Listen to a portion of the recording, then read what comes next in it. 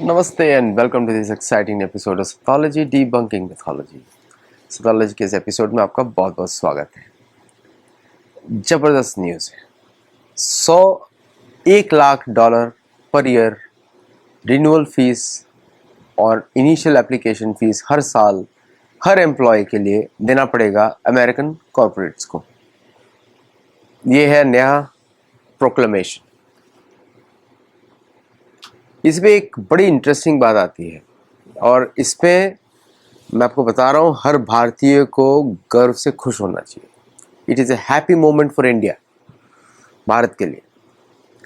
Y tell you, why reasons for tell you. I have been closely following this entire system, okay. I have gone through this system, मैं इसी system से आगे आया, तो I know the system कैसे चलता है। पहली बात तो अमेरिकन कॉरपोरेट्स के लिए ये it's a do or die situation for Silicon Valley. Silicon Valley जो है सिर्फ भारतीयों ने बनाया है, उसके पहले सिलिकॉन वैली नहीं था। अगर कोई ये बोलता है कि नहीं भारतीयों ने नहीं बनाया, एक्चुअली भारतीयों ने बनाया है। और H1B पे जो बाहर से लोग आए हैं, जैसे कि इलॉन मस्क या फिर गूगल के लोग या फिर other, those are the people who build Silicon Valley. Okay, America को हमेशा ऐसे ही चोरी की आदत पड़ी हुई है कि दूसरे लोग आते हैं, बनाते हैं और फिर उनको बाहर निकाल देने। वेरी क्लियर ऐसे बनाया है। तो ये इट्स ए गोल्डन अपॉर्चुनिटी। और मुझे लग रहा है मोदी जी बड़े खुश होंगे इस बात से कि आज ऐसा हो गया।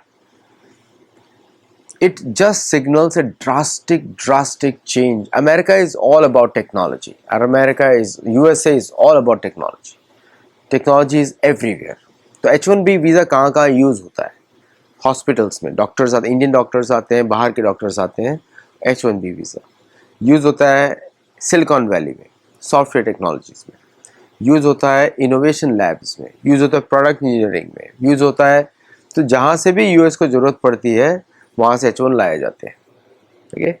अब $1 लाख की जो रिन्यूअल फीस है या एप्लीकेशन फीस है वो नॉन रिफंडेबल है। उसके बाद भी मिलेगा या नहीं मिलेगा, दैट स्टिल डिपेंड्स।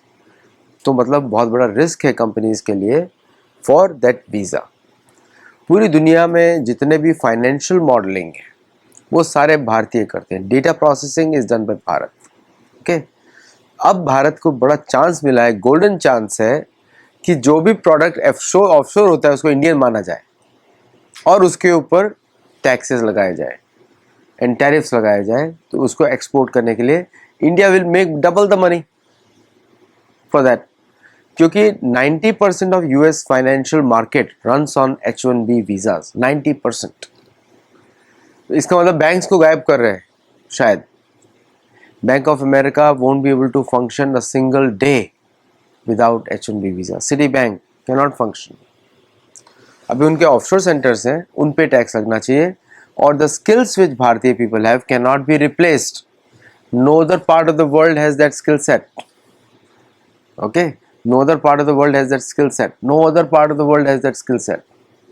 तो अमेरिकन कंपनीज को will be a major loss of innovation plus major loss of talent, क्योंकि इससे 72% सारे H1 visas goes to India.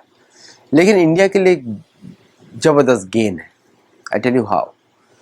कि ये जो कंपनीज, जो अमेरिकन कंपनीज जो H1B वीजास यूज करती हैं, they are going to open a fully Indian owned enterprise in India, जो उसी सैलरी लेवल पर, और फिर वहाँ से वो इंपोर्ट करेंगे वो products through other ways.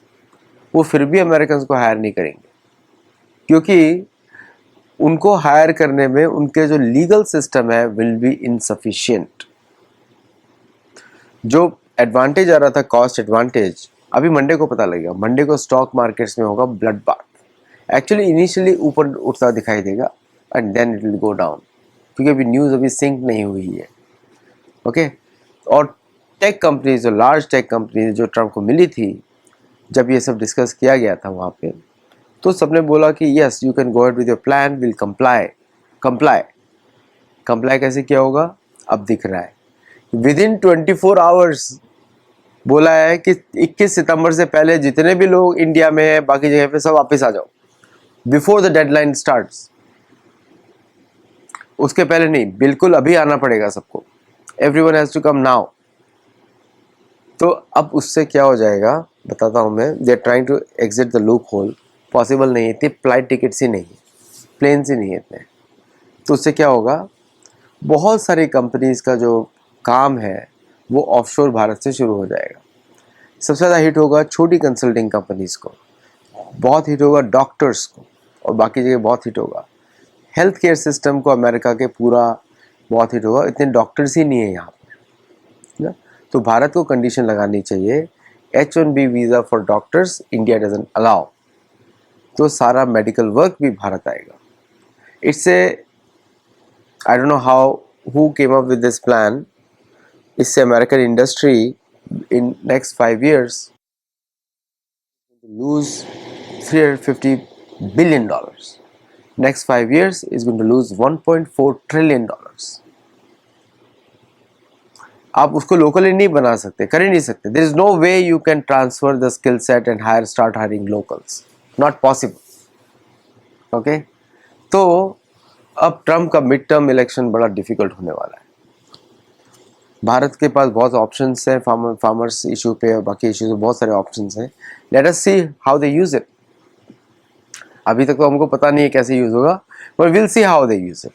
Okay, तो इट्स ए वेरी इंटरेस्टिंग जो चल रहा है, वेरी वेरी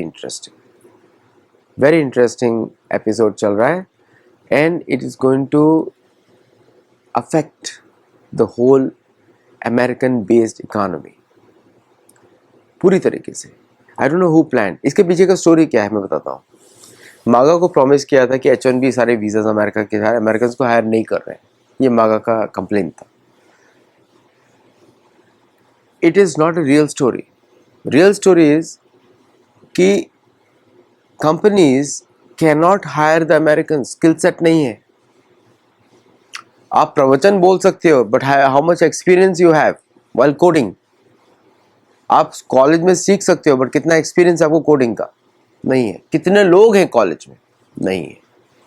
ITI में कितने लोग हैं, मतलब जो कम्युनिटी कॉलेजेस में, नहीं है। ये स्किल सेट ही नहीं है।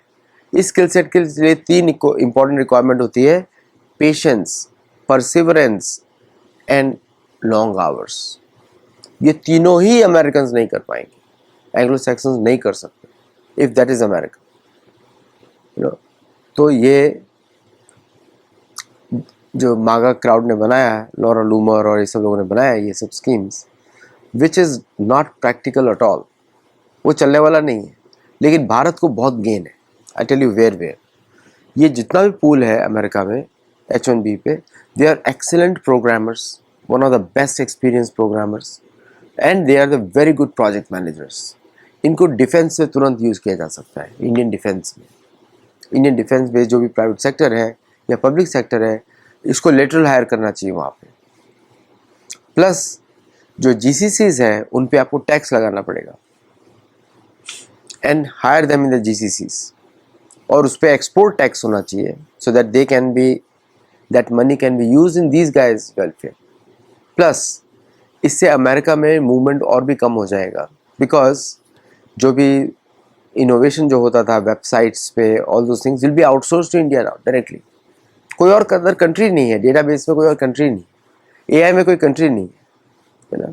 ChatGPT को भारत कंट्रोल कर दे, सैम ऑल्टमैन, वो तो बिल्कुल ही गंदा है, India should block it. India should also increase the taxes on Microsoft in other countries जो इंडिया में ऑपरेट करते हैं, उस पर टैक्स लगाए, यूट्यूब पे लगाए, बाकी सब जगह लगाए, American social media. They have opened A can of worms. अगर भारत कुछ नहीं करता है अभी, इसका मतलब आप समझ गए कि भाई किसी की इच्छा पूर्ति हो रही है ना, लॉन्ग टर्म।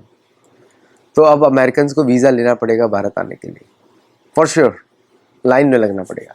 एक बार मोदी जी को लाइन में लगवाया था, अब सबको लगाना पड़ेगा, शायद ट्रम्प को भी वीज़ा लेना पड़ेगा अभी, है ना। तो इंटरेस्टिंग डेवलपमेंट, और बिल्कुल घबराइए मत, ये भारत के लिए बहुत अच्छा है, अमेरिका के लिए भी बहुत अच्छा है कि अब अमेरिका टेक लीडरशिप से बाहर निकल गया। अब वो तेल बेच सकता है, या कोई और काम कर सकता है, बट टेक लीडरशिप नहीं रहेगी। और मुझे लगता है टैक्सेस भी बहुत बढ़ने वाले हैं, एक्सपेंसेस भी बहुत बढ़ने वाले हैं। So we are looking at interesting time in America. और देखते हैं क्या होता है।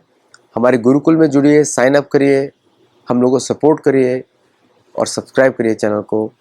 And I keep bringing this interesting content for you. नमस्ते एंड जय जगन्नाथ।